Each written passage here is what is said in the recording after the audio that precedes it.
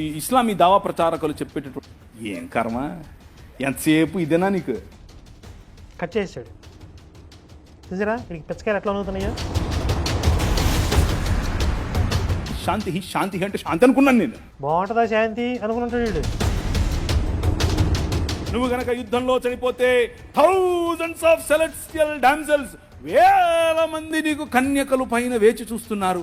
ఇప్పుడు వీళ్ళు స్వర్గానికి పోతారు, అక్కడ ఏం చేయాలి? వీళ్ళు ఏం చేస్తారు అసలు? యేసు ముందు కూర్చొని భజన చేస్తారు. ఎంతకాలం చేస్తారు చెప్పండి? మన ప్రభు ఏమంటాడు? ఒరేయ్, కత్తి పట్టుకోకు, కత్తితోనే సస్తావు. కత్తి లేనివాడు తన బట్ట నమ్మి కత్తి కొనుక్కోవలెను. ఏం చెప్తున్నాడు యేసు? ఇశ్రాయేలు, నీ భాగ్యం ఎంత గొప్పది. వింటున్నావా? నువ్వు వింటున్నావా? మీకు అర్థమవుతుందా? పక్కింటోడి మొగుడిని నీ మొగుడు అనుకో, నీ భాగ్యం ఎంత గొప్పదో అన్నట్టు కొంద నాకు. అప్పట్లో ఒక్కొక్కడు 3, 4, 5, 6, 10, 20 ఎంత మందిని కావాలంటే అంతమందిని చేసుకునేవాళ్ళు. వీడి పాసి నోటికి అద్దు అదుపు ఉండదండి, ఎన్ని అబద్ధాలని చెప్పుకుంటా పోతాడు.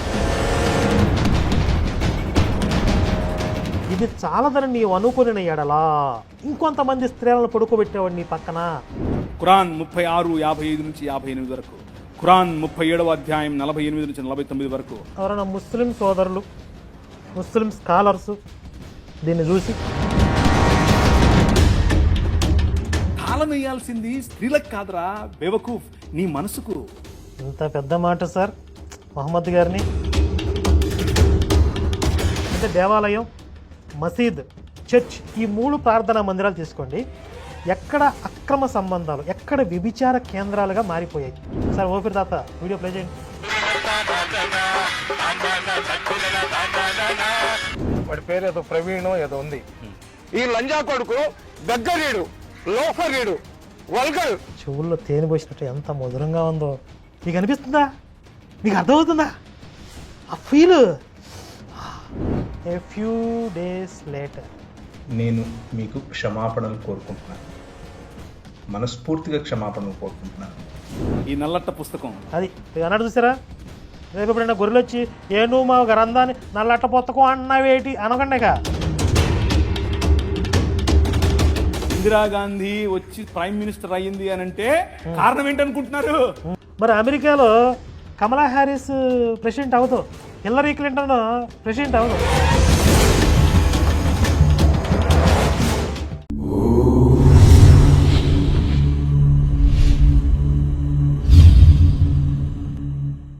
నమస్తే, ప్రవీణ్ పగడాల వారోత్సవాల్లో చివరి భాగానికి స్వాగతం.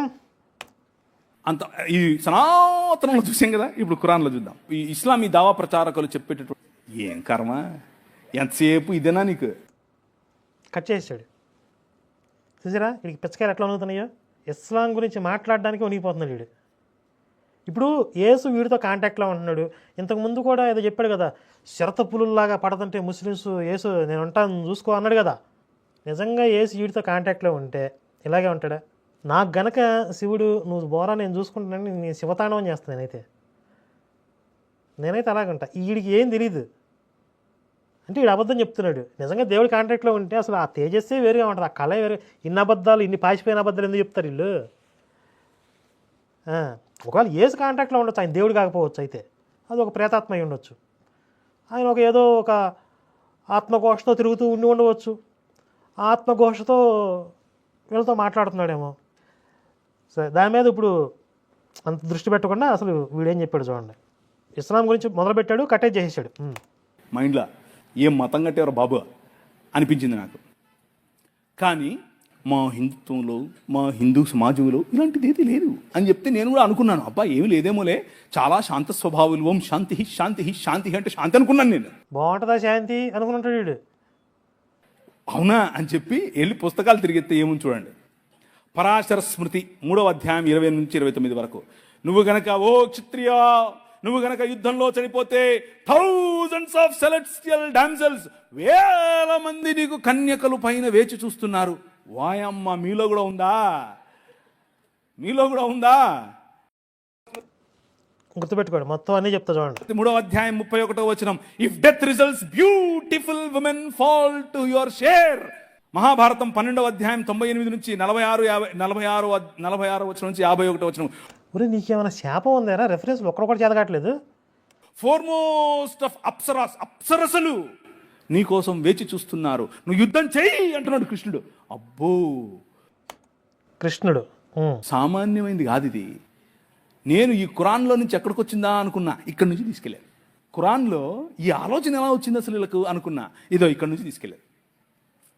అర్థమైందా? దేవి భాగవతం, పరాశర స్మృతి, మనుస్మృతి, మహాభారతం అన్నిట్లో ఇదే నింపబడింది. మన ప్రభు ఏమంటాడు? ఒరేయ్, కత్తి పట్టుకోకు, కత్తితోనే సస్తావు. అక్కడికి తర్వాత వెళ్దాం, ప్రభు దగ్గరికి తర్వాత వెళ్దాం. ఇప్పుడు వీడు చెప్పాడు కదా, ఆ రెఫరెన్సుల్లో వీడు చెప్పినట్లుగా కాదు, కొంచెం ఇంచుమించుగా మనకి యుద్ధంలో మరణించిన సైనికులకి పైన అప్సరస స్త్రీలు పోటీ పడతారు అతన్ని దక్కించుకోవడానికి. అంటే ఎవరో ఒక స్త్రీ అతన్ని దక్కించుకుంటుంది అని కొన్ని సందర్భాల్లో చెప్పారు.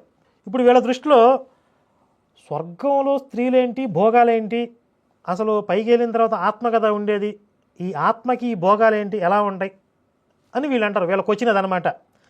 సరే, ఇప్పుడు నేను లాజిక్ అడుగుతా. వీళ్ళ స్వర్గం వీళ్ళ నరకం ప్రకారం చూస్తే మనిషి చచ్చిపోయిన తర్వాత పైకి పోతాడు కదా. పైకి పోయినాక వీళ్ళ యేసు మతంలో లేని వాళ్ళని ఏం చేస్తాడు వీళ్ళ దేవుడు? నరకంలో వేసి కలుస్తాడు. వాడు ఆ బాత్తో అరుస్తూ ఉంటాడు, అగ్ని ఆరదు పురుగు సావదు. ఇక వాడు రోదనలతో, ఏడుపులతో, పెడబొబ్బలతో అరుస్తూ ఉంటాడు. మరి ఆత్మకి ఆ బాధ ఏంటి? ఇప్పుడు ఆత్మకి సుఖము సంతోషము ఉండకూడదు అన్నప్పుడు దుఃఖము నరకం కూడా ఉండకూడదు కదా. అది కూడా ఒక అనుభవమే కదా. ఆ అనుభవం ఎలా ఉంటుంది ఆత్మకి? అది కూడా తప్పే, ఏది ఉండకూడదు.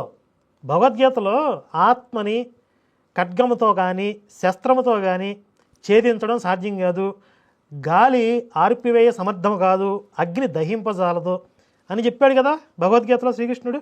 అంటే ఆత్మకి భోగానుభవం కానీ దుఃఖానుభవం కానీ ఉండకూడదు, అది ఆత్మ. ఇప్పుడు వీళ్ళ కాన్సెప్ట్ ఏంటంటే సుఖం సంతోషం ఉండదు కానీ బాధ ఉంటుంది ఆత్మకి. అది ఎలా సాధ్యమైద్ది? కానీ హిందుత్వం ఏం చెప్తుంది? స్వర్గంలో ఉండేటటువంటి ఆ కాలం ఏదైతే ఉందో అది కూడా మానవ లోకంలో, ఈ భూలోకంలో మానవులు ఎలా జన్మ తీసుకుంటున్నారో స్వర్గంలో లభించేది కూడా ఒక జన్మ. ఇక్కడ భూలోకంలో సుఖము సంతోషము దుఃఖము బాధలు అన్నీ అనుభవించడానికి వస్తాం. అలాగే ఇక్కడ చేసినటువంటి కర్మలను అనుసరించి ఈ కర్మ ఫలితాలను అనుభవించడానికి స్వర్గ నరకాలకి పోతారు. పైన నరకం కూడా ఉంది కదా, చేసిన తప్పులకి, చేసిన పాపాలకి, చేసిన చెడు పనులకి నరకంలో శిక్షణ అనుభవిస్తారు. అలాగే చేసిన మంచి పనులకి, చేసిన పుణ్యకార్యాలకి స్వర్గంలో భోగాలు అనుభవిస్తారు. అయితే ఆత్మరూపంలో పోరు స్వర్గానికి నరకానికి. ఆత్మ వెళ్ళేటప్పుడు యాతనా శరీరాన్ని ధరిస్తుంది అని చెప్పబడింది. అంటే ఆత్మ భూలోకంలో ఉన్నప్పుడు ఎలా అయితే ఈ మానవ శరీరాన్ని ధరిస్తుందో స్వర్గ నరకాలకు పోయేటప్పుడు కూడా ఆ అనుభవాల్ని పొందటానికి ఆత్మ ఒక యాతనా శరీరాన్ని ధరిస్తుంది. అలా పుణ్యం క్షీణించేంత వరకు కూడా స్వర్గంలో ఉంటారు, పాపకర్మలు క్షీణించేంత వరకు నరకంలో ఉంటారు. ఇంకా మిగిలిపోయిన కర్మలు అనుభవించడానికి మళ్ళీ భూలోకానికి వస్తారు. ఇది చెప్తుంది హిందుత్వం. వీటన్నిటికీ మించి ఈ భూలోకము, స్వర్గము, నరకము ఇవేవీ కాకుండా ముక్తి, మోక్షము, పరంధామం అనేది అన్నిటికంటే పైన ఉంది. అక్కడికి పోయిన తర్వాత ఇక నిశ్చల స్థితిలో ఉండిపోతారు. అక్కడికి అనుభవాలు ఉండవు. స్వర్గము నరకం ఈ కాన్సెప్టే ఉండదు. అది శాశ్వత పరంధామం. ఇప్పుడు వీళ్ళ దృష్టిలో ఏంటి? స్వర్గం అంటే అదే ఫైన్ లేక, స్వర్గాన్ని దాటి ఇంకేం లేదు. మనకు స్వర్గానికి పైన పరంధామం ఉంది కాబట్టి మనకు భూలోకం ఎలాగో స్వర్గం కూడా అంతే. అది మన ఫిలాసఫీ. అందుకే భూలోకంలో మళ్ళీ జన్మ తీసుకునే వరకు కూడా పూర్వజన్మ స్మృతులు ఉంటాయి. గర్భంలో ఉన్న శిశువుకు కూడా పూర్వజన్మ స్మృతులు ఉంటాయని చెప్తారు. ఎప్పుడైతే భూమి మీదకి వస్తారో, జన్మ తీసుకుంటారో అప్పుడు ఆ మెమరీ చిప్ ఆఫ్ అయిపోతుంది. పూర్వజన్మ స్మృతులు అనేవి మర్చిపోతారు. మళ్ళీ ఫ్రెష్గా కర్మలు స్టార్ట్ అవుతాయి. ఎంత లాజికల్గా ఉంది ఇది. ఇప్పుడు వీళ్ళు స్వర్గానికి పోతారు, అక్కడ ఏం చేయాలి? వీళ్ళు ఏం చేస్తారు? అసలు యేసు ముందు కూర్చొని భజన చేస్తారు. ఎంతకాలం చేస్తారు చెప్పండి? కూర్చుంటారా, నుంచుంటారా, పడుకుంటారా? ఏం చేస్తారు? ఏ పొజిషన్లో ఉంటారు? గాలిలో తేల్తారా, లేకపోతే అక్కడ ప్లాట్ఫామ్ ఉంటుందో దాని మీద నిలబడతారా? భజన చేస్తారా? చేతిలో ఏమైనా ఉంటాయో ఉత్త చేతులతోనే భజన చేస్తారా? ఎంతకాలం చేస్తారు? స్తోత్రం చెల్లింతుమో, స్తుతి స్తోత్రం సే. ఇక నాన్ స్టాప్గా నువ్వు ఈ భజన చేస్తానే ఉండాలి. 1 సంవత్సరమా, 100 సంవత్సరాల, 1000, 1,00,000, కోటి, ఎన్ని కోట్ల కోట్ల కోట్ల కోట్ల కోట్ల సంవత్సరాలు స్తోత్రం చెల్లింతుం, ఎన్ని కోట్ల సంవత్సరాలు భజన చేస్తారు? దానికంటే నరకం మేలు కదా. నాన్ స్టాప్గా యేసుకు భజన చేసే కంటే నరకం మేలు. అక్కడ భజన చేయక్కర్లా, మహా అయితే ఆ మంటలో ఉండి ఉండి అలవాటైపోద్ది. బోరు కొట్టి చచ్చిపోతారా స్వర్గంలో మీరు? మీ మత గ్రంథంలో స్వర్గ నరకాలు తయారు చేసినోడికి అసలు తెలియదు, కాన్సెప్ట్ తెలియదు అడిగి. అర్థమైందా? ఇంకా నీకంటే ఓఫిర్ నయ్యం పైన స్వర్గంలో కూడా సెక్స్ ఉంటుందని చెప్పాడు. మరీ బోరు కూడా చచ్చిపోతారు సెక్స్ లేకపోతే ఎలాగని చెప్పి. కనుక హిందుత్వంలో ఉన్నటువంటి ఆ స్టెప్స్ ఇక్కడ మర్త్యలోకం ఎలాగో స్వర్గలోకం అలాగే, వీటన్నిటికీ మించినది మోక్షం, ముక్తి. ఆ డిఫరెన్స్ వీళ్ళకి తెలియక ఇస్లాంలో చెప్పిన స్వర్గంలో మనకున్న మోక్షం రెండు ఒకటే అనుకుంటున్నారు వీళ్ళు. మోక్షానికి స్వర్గానికి తేడా తెలియదు సన్నాసులకి.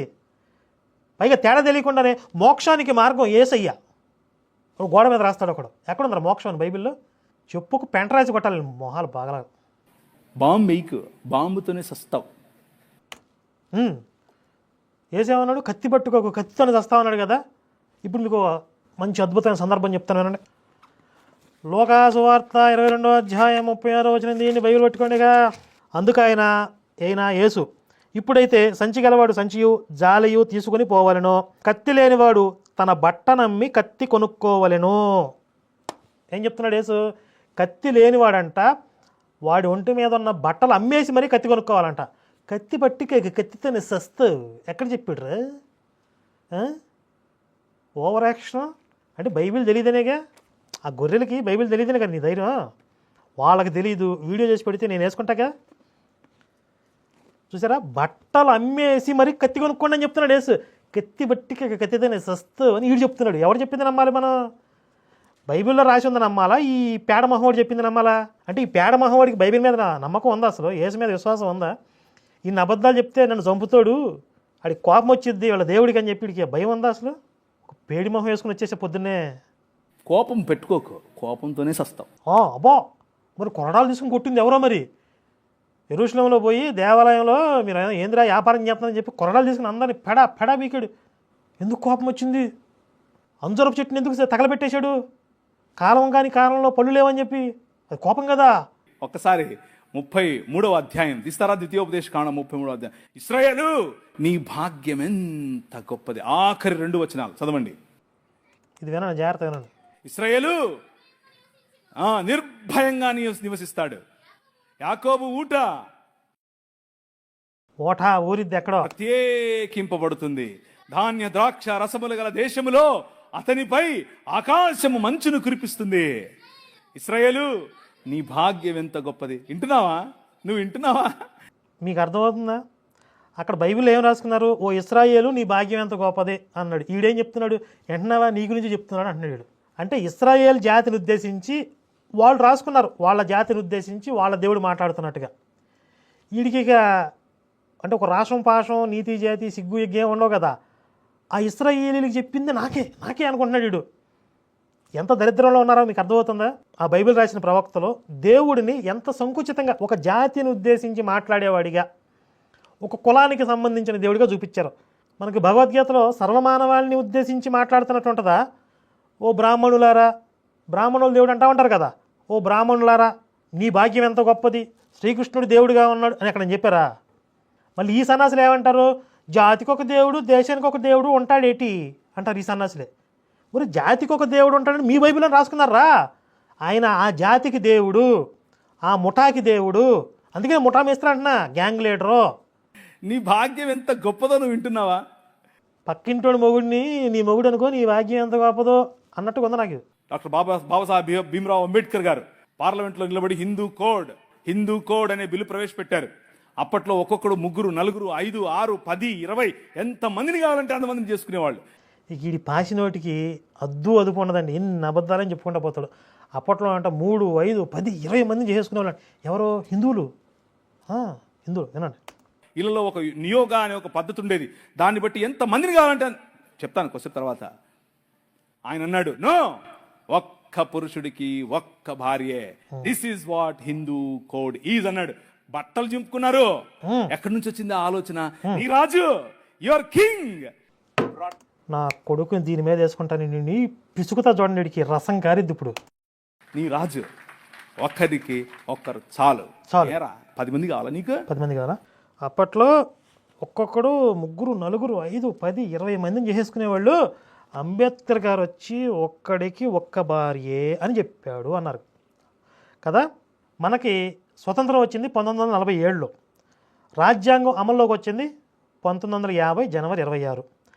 అంటే 1950కి పూర్వం మన తాత ముత్తాతలు అందరూ కూడా ఒక్కొక్కరు 3, 4, 5, 10 మంది 20 మందిని చేసుకున్నారా?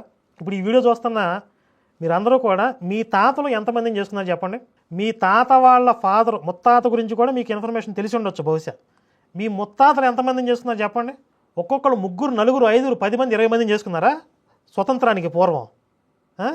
ఈ మున్నాగోడికి ఏం చెప్తున్నాడు వీడు? అంతమందిని విచ్చలుడిగా చేసేసుకోండి అంటే అంబేద్కర్ వచ్చి హిందూ కోడ్ బిల్ అని పెట్టాడంట.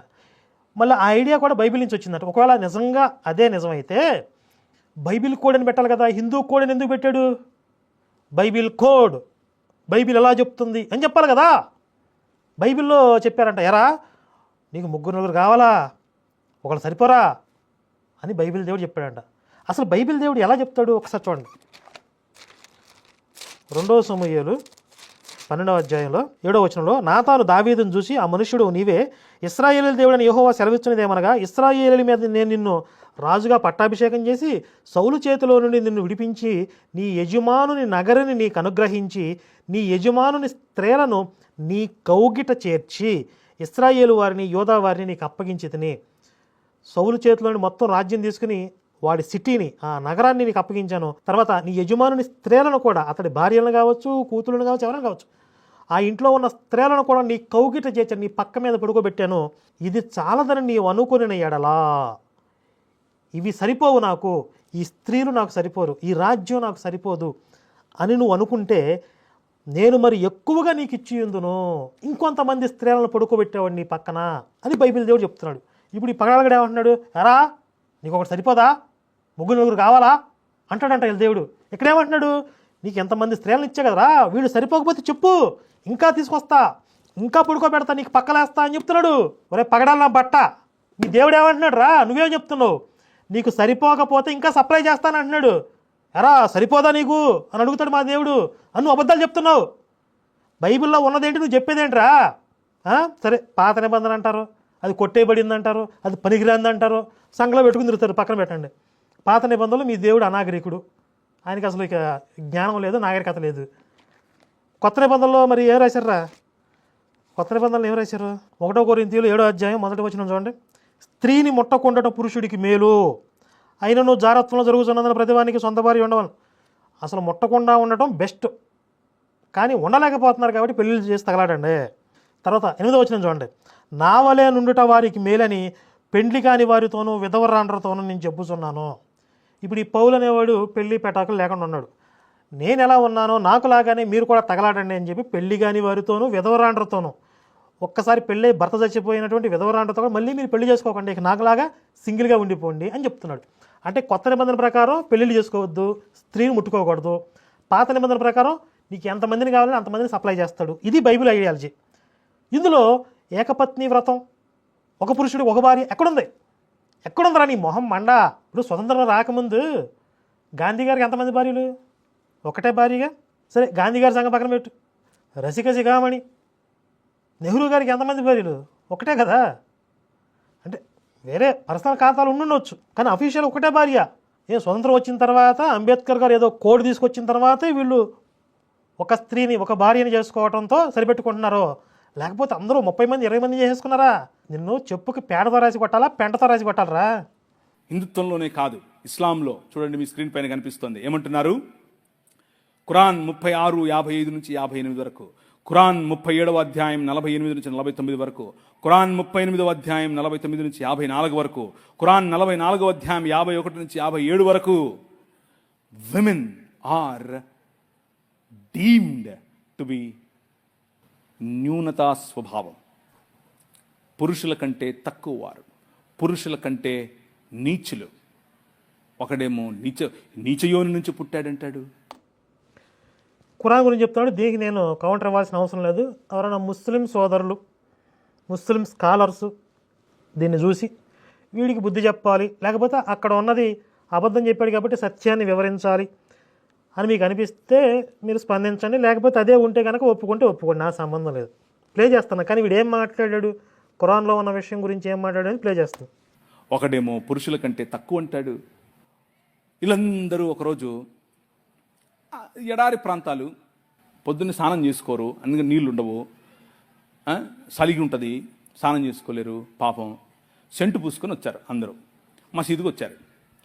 అందరూ కలిసి మసీదుకి వచ్చి సెంటు పూసుకొని వస్తుంటే మొహమ్మద్ గారికి 3 అంటే ఇష్టం. రెండు చెప్తాను, 3 వద్దులేండి, బాగోదు. చూడండి, మొహమ్మద్కి 3 ఇష్టం అంటే అది బాగోదంట. అంటే అది చెప్పడానికి కూడా భయం పడుతుంది వీడికి. ఇప్పుడు హిందూ గ్రంథాల గురించి నోటికొచ్చిందా వాగాడు కదా, లేని అని చెప్పాడు కదా. కానీ మొహమ్మద్ ఆయన గురించి మాత్రం ముందే వణికిపోతాను వీడికి. అది కొంచెం జుగుప్సగా ఉంటుంది. 2 చెప్తా. జుగుప్సగా ఉంటుందంట మరి. ఆయనకు సెంట్ అంటే ఇష్టం, ఆయనకు గోట్ అంటే ఇష్టం. అంటే మేక గొర్రె కాదు, మేక మాంసం అన్న సెంట్ అన్న ఇష్టం ఆయనకు, సుగంధాలు. సెంట్ పూసుకుని వచ్చారు పొద్దున్నే మసీదుకు. ఒకడు వచ్చి చెప్పాడు, మొహమ్మద్ గారు వీళ్ళు మసీదుకి వచ్చి ఇలా అని చెప్పి ఇలా వంగుతూ ఉంటే మాకు ఆగట్లేదండి, మేము అల్లాని చూడాలా వీళ్ళని చూడాలా అన్నాడు. ఈయన అన్నాడు, మీరు మసీదులోకి రావాకండి అన్నాడు. మీరు మసీదులోకి రావద్దు, ఇంట్లోనే చేసుకోండి అన్నాడు. ఎవరికి? స్త్రీలకు చెప్పాడనమాట. మిమ్మల్ని చూసి వాళ్ళు ఆపుకోలేకపోతున్నారు, మీరు రావద్దని చెప్పి స్త్రీలకు చెప్పాడంట. నీ రాజు రా నా మందిరంలోకి అని పిలుస్తాడు. రా కమ్. ఎందుకు? తాళం వేయాల్సింది స్త్రీలకు కాదురా బేవకూఫ్, నీ మనసుకు. చూసారా ఇంత పెద్ద మాట సార్ మొహమ్మద్ గారిని. ఏమన్నాడు వీడు? ప్లే చేయండి. తాళం వేయాల్సింది స్త్రీలకు కాదురా బేవకూఫ్. 1-2 సార్లు ప్లే చేయండి. ఏమన్నాడు వీడు? బేవకూఫ్ అన్నాడు కదా అని తర్వాత ఉచ్చబోసుకుని క్షమాపణ చెప్పాడు. అయితే ఇక్కడ ఒక చిన్న కౌంటర్ ఇచ్చేద్దాం. తాళం వేయాల్సింది స్త్రీలకి కాదురా మనసుకి బేవకూఫ్ అన్నాడు కదా. ఇప్పుడు మందిరం అంటే దేవాలయం, మసీద్ ఇస్లాంలకు సంబంధించింది, చర్చ్ క్రైస్తవులకు సంబంధించి ఈ 3 ప్రార్థనా మందిరాలు తీసుకోండి. ఎక్కడ అక్రమ సంబంధాలు, ఎక్కడ వ్యభిచార కేంద్రాలుగా మారిపోయాయి మీరు చూడండి. దేవాలయాల్లో దాదాపుగా జరగదు, దాదాపుగా ఎక్కడో ఒకటి ఎర్ర, మీరు 100కో 1కోటికో ఒకటి తీసుకొస్తారు సన్నాసులు. మసీదుల్లో కూడా స్త్రీలకు ప్రవేశం లేదు కాబట్టి అసలు అక్కడ ఆస్కారం లేదు. కానీ ఈరోజు వయసు ముదిరిపోయినటువంటి మనం ఓఫీర్ తాత దగ్గర నుంచి ఒకసారి ఓఫీర్ తాత వీడియో ప్లే చేయండి.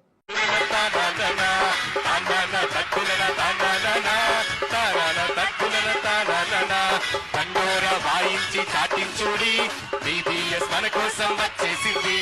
కండోర వాయించి చాటించుడి బీబీఎస్ మన కోసం వచ్చేసింది. వయసుడిగిపోయిన ఓఫీర్ తాత దగ్గర నుంచి వయసులో ఉన్న చిన్నపిల్లల దాకా, కుర్ర పాస్టర్ల దాకా విచ్చలవిడిగా చెలరేగిపోతున్నారు. ఎవరి మనసులకి తాళాలు వేయగలిగారు చెప్పండి? వీళ్ళు చర్చిల్లో వీళ్ళు పాస్టర్ల మనసులకి తాళాలు వేయగలిగారా? సాధ్యమైందా వాళ్ళకి? అదే కనుక సాధ్యమైతే వాటికన్ సిటీలో చిన్నపిల్లల మీద, మగపిల్లల మీద కూడా లైంగిక అత్యాచారాలు ఎందుకు జరిగాయి? పోపు క్షమాపణలు చెప్పుకుంటూ దేశాలు ఎందుకు తిరుగుతున్నాడు? కేరళలో బిషప్ మీద నన్ను కేసు ఎందుకు వేసింది? రోజుకు ఒక అక్రమ సంబంధం, మామయ్యని కాదు తాతయ్యని చెప్పి ఒక పాస్టర్, ఒక ముసలోడు. పాస్టర్లే రేపులు ఎందుకు చేస్తున్నారో? ఎందుకంటే ఆ సిస్టమ్ అనేది అలా డిజైన్ చేయబడింది. ఆ అక్రమ సంబంధాలకి అనువుగా డిజైన్ చేయబడింది చర్చి వ్యవస్థ అనేది. స్త్రీలతో ఏకాంత ప్రార్థనలు, స్త్రీలతో ఏకాంత కూడికలు, తాకుతూ ప్రార్థనలు చేయటం, ఆహార నియమం లేదు, ప్రవర్తన నియమావళి లేదు. ఆడవాళ్ళు మగవాళ్ళు కలుస్తారు ఆటోమేటిక్గా. ఇప్పుడు నేలలో విత్తనం వేసి నీళ్ళు పోసడానికి ఏమైద్ది? మొక్క మొలిసిద్ది. అలాగే ఇప్పుడు ఆడమగ ఒక 100 మందిని ఒక రూమ్లో దోసేయండి, తర్వాత ఒక 50 మంది పిల్లలు వేసుకుని బయటకు వస్తారు వాళ్ళు. అలా చర్చిల్లో నియంత్రణ వ్యవస్థ లేకపోవడం వల్ల, వీటికి అనువుగా ఉండే వాతావరణం క్రియేట్ చేయడం వల్ల ఈరోజు చర్చిల్లో మెజారిటీ శాతం అక్రమ సంబంధాలు జరుగుతున్నాయి. ఈ విషయం చర్చికి వెళ్ళే ప్రతి ఒక్కడికి తెలుసు. చాలామంది కుర్రోళ్ళు కూడా అమ్మాయిల కోసం చర్చికి వెళ్తున్నారు. ఆ విషయం వెళ్ళే వాళ్ళ మనసులకు తెలుసు. అక్కడ నువ్వుగా ఉంటుంది వాళ్ళకి. పాస్టర్లకు తెలుసు వాళ్ళు ఎంతమందితో సరసల్లాపాలు సాగిస్తున్నారో. ఎవడి మనసులకు తాళం వేయగలిగారు మీరు? చెప్పరా బేవకూఫ్?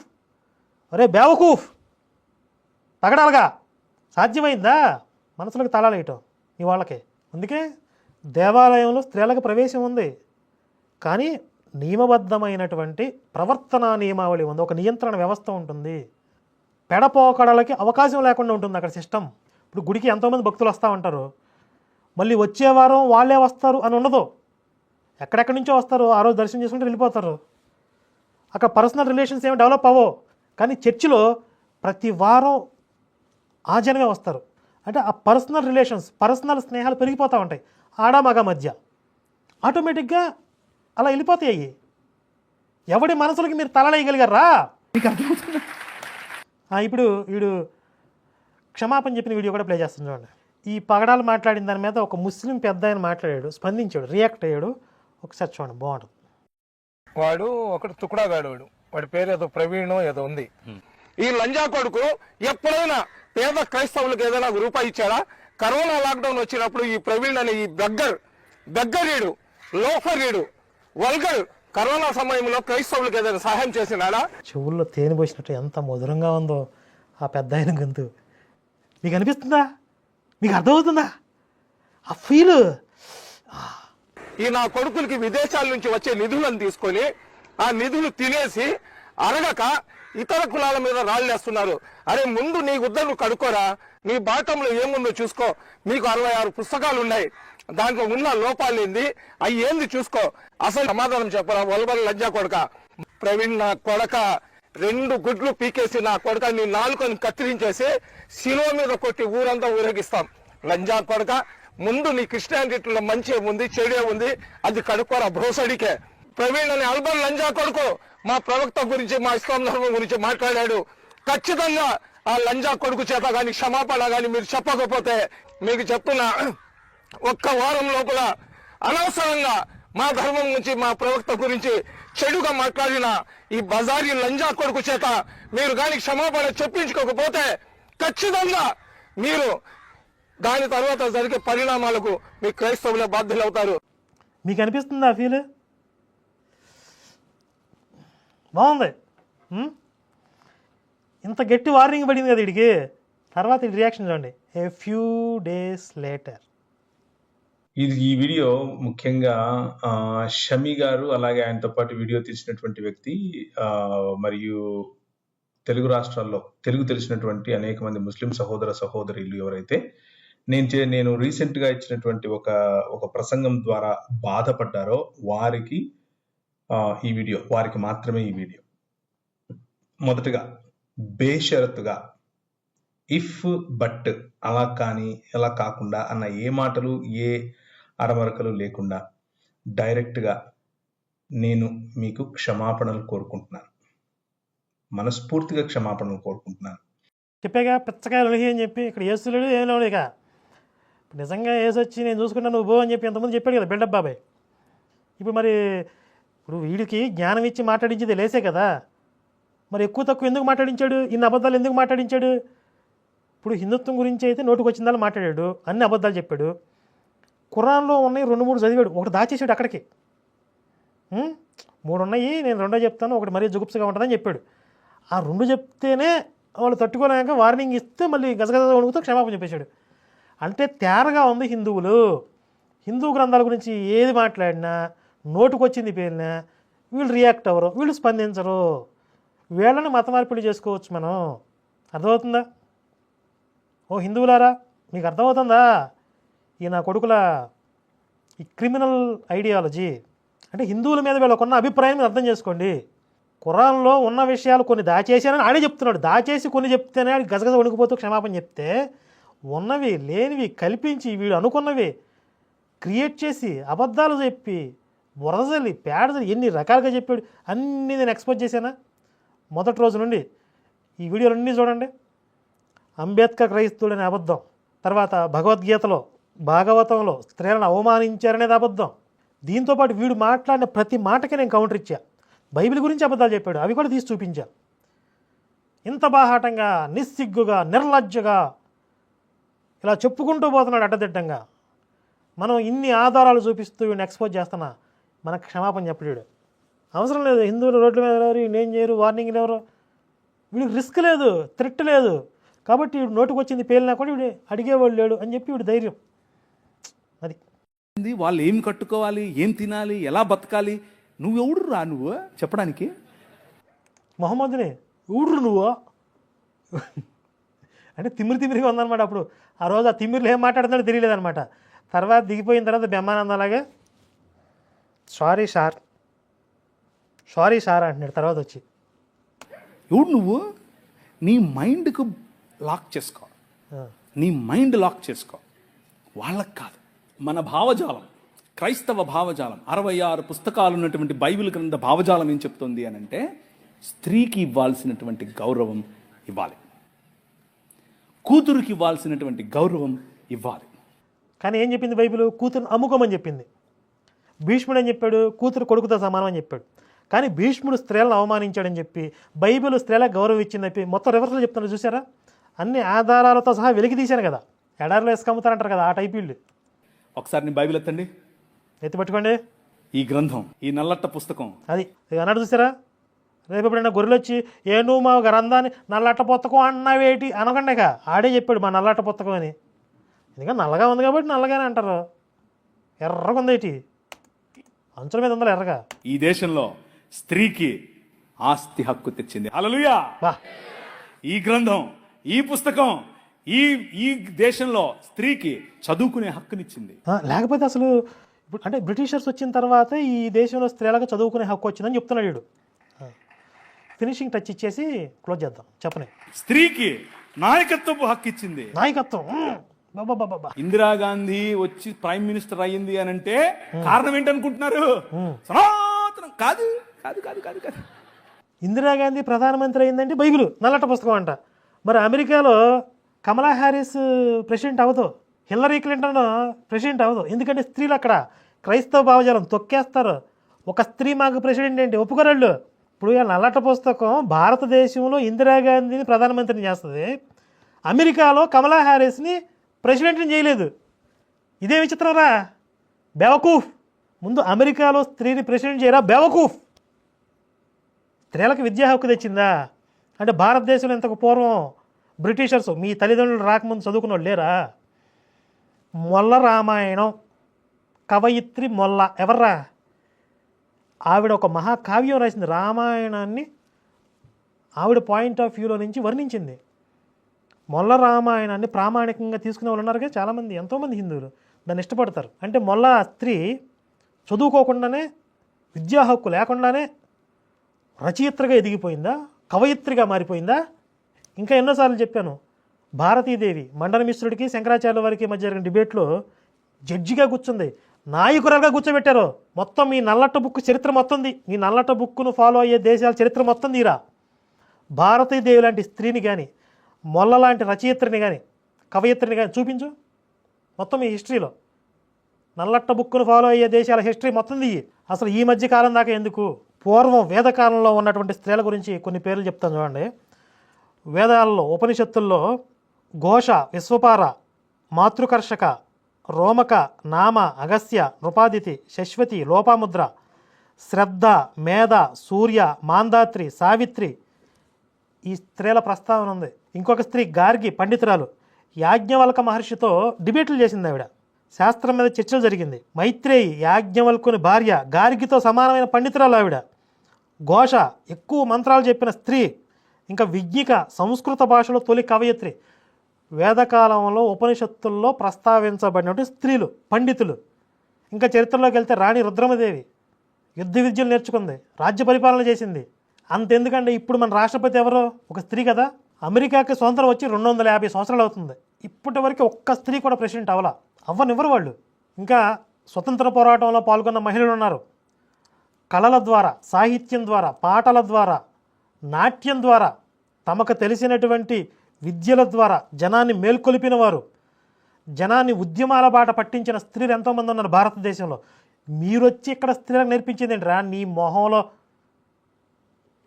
శవాల కోసం రాబందులు తిరిగినట్లుగా ఈ మతమార్పిడి బిచ్చగాళ్ళు ఎక్కడ హిందువులు దొరుకుతారో, ఎక్కడ హిందువులు మతమార్పిడి చేద్దామని చెప్పి ఇలాంటి సెమినార్లు పెట్టి, ఇలాంటి సభలు పెట్టి హిందుత్వం గురించి, ధర్మం గురించి నోటికొచ్చిందల్లా వాగి జనాలను కన్ఫ్యూజ్ చేసి, పొల్యూట్ చేసి, ఈ దేశానికి విద్రోహులుగా మార్చి, విదేశీ పెత్తందారులకి, దొరలకి వీళ్ళు బానిసలుగా మారిపోయి, అవసరమైతే ఈ దేశాన్ని అమ్మేద్దాము, ఈ దేశాన్ని తార్చుదాము అనే ఒక మిషన్తో వీళ్ళు పనిచేస్తున్నారు. మరి చెప్పే కదా, ఓ పక్క ముస్లిం సమాజం చాలా అలర్ట్గా ఉంది. వాళ్ళ ప్రవక్త గురించి, వాళ్ళ సాహిత్యం గురించి ఒక చిన్న కామెంట్ వస్తే వెళ్ళాల్సిన వార్నింగ్ వెళ్ళింది. వాడు ఎక్కడ లొంగాలో, ఎక్కడ వంగాలో అక్కడ వంగాడు. కానీ హిందుత్వం గురించి బాహాటంగా ఇన్ని మాట్లాడుతున్నా కూడా వీడికి భయం లేదు, బెరుకు లేదు. కాబట్టి ఇలాంటి నా డాష్ గాళ్ళకి భయాన్ని పరిచయం చేయాల్సిన అవసరం ఉంది. భయాన్ని పరిచయం చేయాల్సిన అవసరం ఉంది ఇంటలెక్చువల్గానే. అదవుతుందా? హింసా మార్గంలో నేను చెప్పట్లేదు, ఇంటలెక్చువల్గానే ఆ భయాన్ని మనం పరిచయం చేద్దాం ఈయన డాష్ గాళ్ళకి. జై శ్రీరామ్, భారత్ మాతాకి జై.